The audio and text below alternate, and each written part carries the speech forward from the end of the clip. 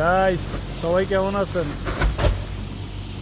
আমরা আজকে খুব একটা ইম্পর্টেন্ট জায়গায় আসছি, সাউথ আফ্রিকার।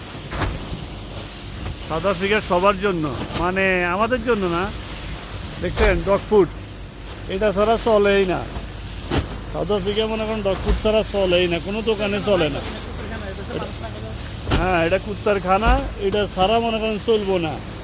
এই দেশে সাদারা মনে করেন নিজে না খাইব মাগার কুত্তারে খাবাইতে হইবে। এই সেই ডগ ফুড, ঠিক আছে?